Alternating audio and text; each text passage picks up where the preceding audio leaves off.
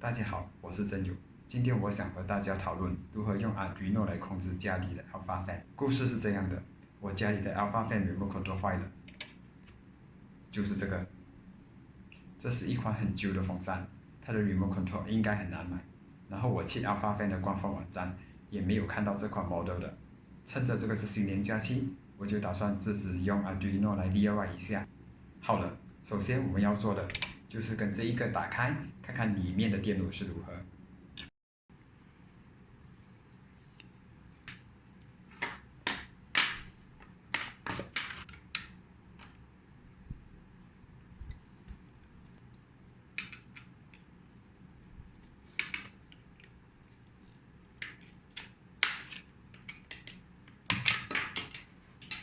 我们可以看到这个是很简单的电路，这一个是 Deep Switch， 你看它这里有写一个 SRF 433M， 所以它是用433MHz 的那一个 frequency， 然后这一边应该是来让它选哪一个风扇的，所以你换了这些设定，然后你可以选择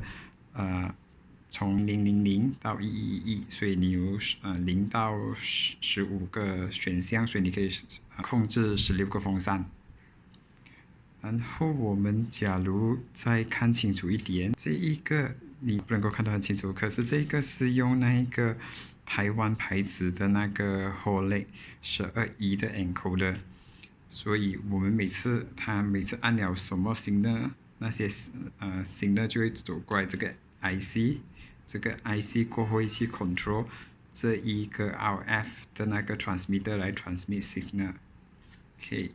所以基本上是这样。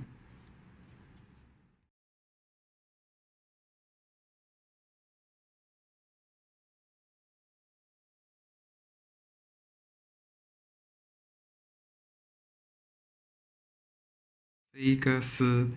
那一个 RF 的 receiver， 然后我跟它接起 Arduino， 给它 5V ground， 然后那一个 input signal。然后我们为什么要接这个东西呢？是因为我们要 decode 那个 remote control 的 signal， 所以我也找了一个是 working 的，然后每当我 press， 然后这一边就会收到那个 signal， 然后这个 signal 就会被这个 Arduino decode， 然后它会 transfer 去 PC。OK， 我的 program 写好了，然后这个是那个 transmitter， 然后这一个是那个 Arduino Uno， 然后它接起我的 PC， 然后这一个是我的 Arduino Sketch， 然后我家里有3个风扇，这个第3个风扇我按 light Entry Light， 然后它就会打开我上面的灯，就是这一个风扇，我现在给它 Entry Light 一次。我再把那 command 一次，